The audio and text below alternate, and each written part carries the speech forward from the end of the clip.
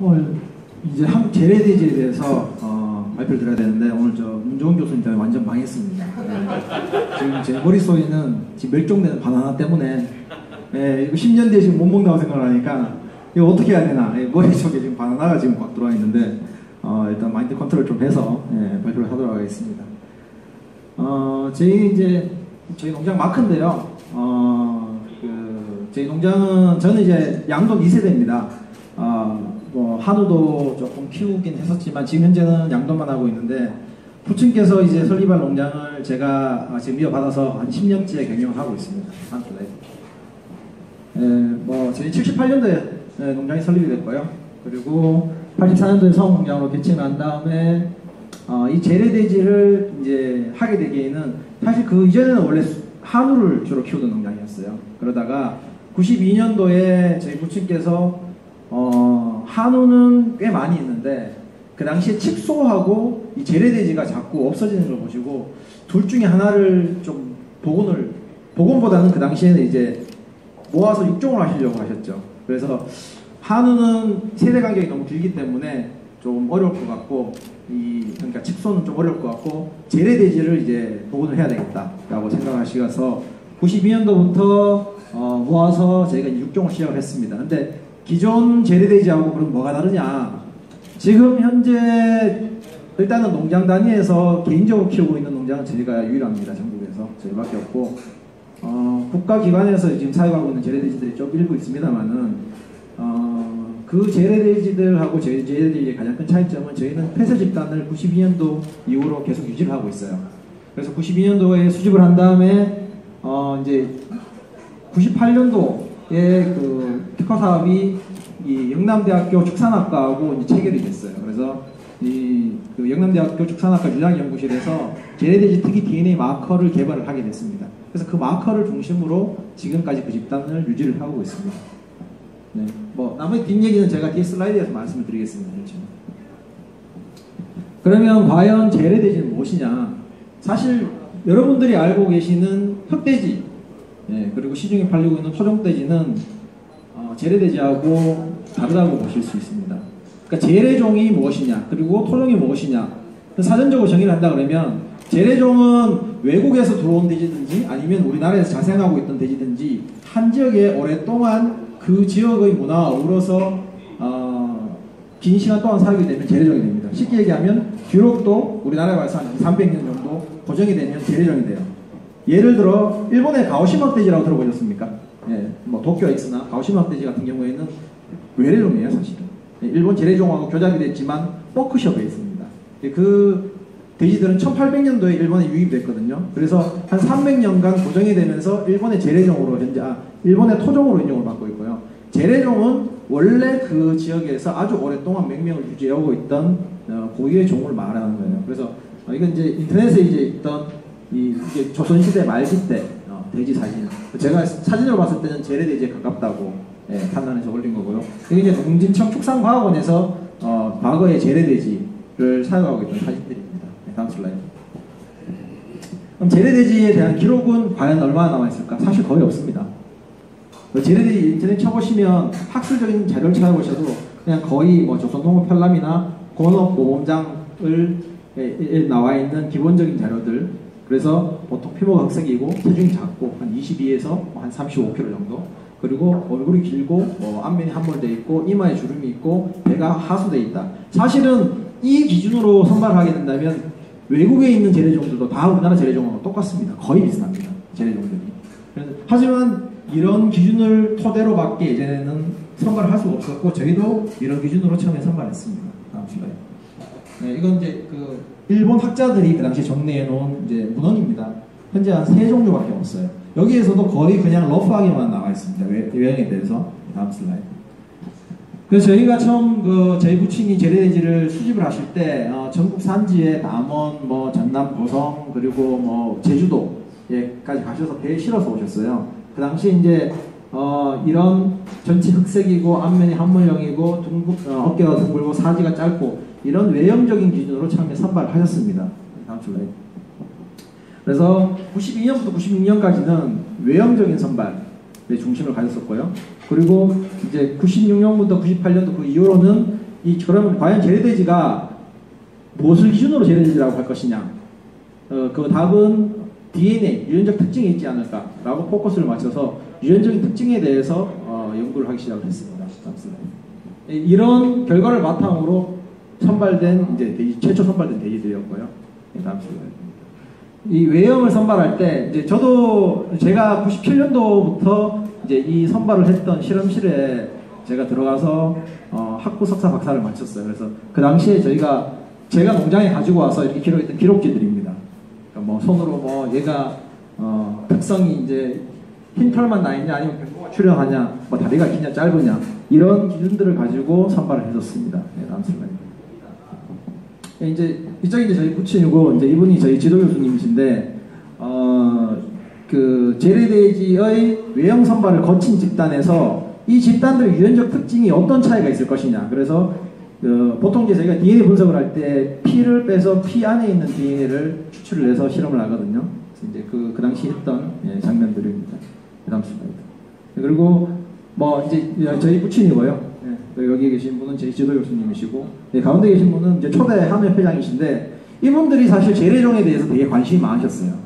그리고 이 팀들이 사실 한우라는 아마 그 작가님은 저희하고 인터뷰를 하셔서 아실 텐데 이분들이 사실 한우라는 개념을 만드신 분들이에요. 왜냐하면 그 이전에는 원래는 한우라는 게 없었습니다. 국내산 쇠고기와 수입산 쇠고기가 있었죠. 그런데 이제 이 우루과이 라운드 이후에 이제 수입이 개방되면서 관세가 낮아지니까 과연 그럼 외국 거랑 차별을 어떻게 해야 될 것인가? 그래서 이제 우리 고유의 품종인 한우라는 브랜드를 이제 브랜딩하기 시작하신 분들. 네, 다음 슬라이드. 그럼 한국 재래돼지 유전자 특징이 뭐냐? 여러분 그 유전자 질문이라고 들어보셨죠? 네, 그 TV 보면 CSI 이렇게 많이 나오죠. 네. 이제 DFP, DNA 핑거프린팅이라고 이제 초창기 때 기술이에요. 지금은 이렇게 안 해요. 시간이 너무 많이 걸려서. 근데 그 당시에는 이게 최첨단 기술이었습니다. 그래서 일반 재래돼지가 외국종하고 어떻게 다르냐? 그러면 이 염기 서열이 어디가 어떻게 다른지에 대해서 이제 뭐 실험 기법은 복잡하니까 잘라서 보시면 KNP가 코리안 네이티브 피그 재래돼지예요. 재래돼지는 여기에 마커가 나타나는데 영쿠셔나 듀록이나 랭드레이스 햄프셔는 안 나타나더라. 그리고 재래돼지는 여기에 마커가 안 나타나는데 얘들은 나타나더라. 아 그러면 얘들을 기준으로 선발을 하면 되겠구나 라고 기준을 잡은 겁니다. 다음 슬라이드. 그리고 이거는 이제 앞에 건 DFP 기법이고 그 다음 조금 더 발달해서 RAPD라는 기법으로 이 개체도 역시 마찬가지입니다. 재래돼지들 이제 포항에 있는 재래돼지, 축산기술연구소에 있는 재래돼지, 그리고 지뢰에서 저희가 샘플해온 재래돼지들은 여기에 마커를 가지고 있는데 나머지 종들은 마커가 없고 이제 그 중에서도 이 프라이머 50번 같은 경우에는 포항에 있는 재래돼지에만 나타나는 특이 DNA 마커예요. 그래서 저희가 이때부터는 그 전까지는 이 모든 흑돼지들에 대해서 공통적인 마커를 찾기 시작했는데 그 이후부터는 저희들만의 특이 DNA 마커를 다시 찾기 시작을 했어요. 그래서 이 마커를 기준으로 돼지를 선발하게 됩니다. 다시 얘기하면 외형적으로 선발을 먼저 1차를 하고 난 다음에 다시 유전적 특이성을 가진 집단을 선발해서 지금 유지를 하고 있는 상황입니다. 이게 99년도 자료인데 그 당시에 오늘 저희가 이렇게 모인 것과 같은 행사였어요. 이제 이때 주로 이제 학계에 계신 분들이 오셔가지고 재래돼지가 어떤지, 재래돼지가 무엇인지, 그리고 왜 재래돼지를 사육하고 키워야 되는지, 그리고 음식의 맛은 어떤지라는 이런 행사들을 예전에도 이제 기획을 하고 진행했었습니다. 네, 다음 슬라이드. 네, 이것도 뭐 비슷한 건데 이제 새로운 문화를 만드시려고 저희 부친이 노력을 많이 하셨어요. 이제 도자기를 좋아하셔서 도예하시는 분들하고 모여서 재래돼지 해서 주로 이제 수육을 많이 해서 드셨습니다. 다음 슬라이드. 그리고 이제 저희 재래돼지가 물론 이 지켜야 될 여러 가지 이유가 있지만 그 중에서도 사실 굉장히 맛있습니다. 먹어보면. 저는 그 당시에 그렇게 정의를 했었어요. 우리에게 좀 익숙한 맛이 아닌가. 왜 재래돼지가 맛있을까? 근데 이제 이게 과학적으로 접근하면 보통 이제 감칠맛도 이야기하고 뭐 풍미도 이야기하고 하지만 저는 이제 이 유전학도이기 때문에 사실 음식적인 부분보다는 우리한테 조금 익숙한 맛이 아닐까라는 생각을 많이 했었어요. 근데 이제 저희가 이제 상업적으로도 사실 99년도에 처음 식당을 해서 이제 체인점이 한 10개 정도 있었습니다. 그래서 상업적으로도 식당은 성공을 했지만 문제는 농장이었어요. 이런 식당들을 유지하기 위해서 농장에 아주 큰 적자를 감수해야 됐습니다. 왜냐하면 돼지는 사람들이 돼지고기로 보지 이걸 아주 고가치의 음식으로 그 당시에 보지 않았던 거죠. 그래서 식당에서 요구를 하기를 1인분에 10,000원, 20,000원을 받을 수가 없는 거예요. 그래서 지금은 2009년도에 마지막 지점까지 다 문을 닫고 현재는 2009년 이후부터는 이제 소위 자가 소비만 했습니다. 그 당시에 저는 사실 굉장히 반대를 했어요. 어른한테 재래지를 다 없애자. 예. 근데 이제 저희 어른이 저를 어떻게 설득하셨냐면 어떤 사람들은 취미로 개도 한 100마리씩 키우는데 너는 저희가 돼지를 4,000도 정도 키우거든요. 넌 돼지 4,000도 키우면서 돼지 100마리도 못 키우냐? 개 키운다고 생각하고 키워라. 예, 그래서 사실은 제가 지금까지 이어오고 있는 상황입니다. 예, 다음 슬라이드. 네, 그리고 이제 뭐 2006년에 재래돼지 협회를 발족을 해서 재래돼지 협회를 만들어서 이 당시에 강원도 산후리 흑돼지라고 인터넷에 재래돼지 흑돼지 쳐보시면 제일 많이 뜹니다. 산후리 흑돼지. 산후리 흑돼지가 45억의 이제 클러스터 사업 자금을 받아서 사업을 하다가 작년 정도에 다 이제 문을 닫았어요. 모든 농장이 다 문을 닫았습니다. 네, 다음 슬라이드. 네. 이제 이건 제가 석사를 할 때 제가 찾은 이제 DNA 마커들이에요. DNA PCR이라고 DNA를 증폭을 하게 되면 제가 찾은 마커로 증폭을 하게 되면 이렇게 모든 개체에 이렇게 600베이스 페어의 마커가 나타나요. 이걸 요즘 유전자 가위라고 얘기를 많이 하는데 엔자임이라고 있습니다. 엔자임으로 자르게 되면 저희 재래돼지만 이렇게 두 줄로 잘립니다.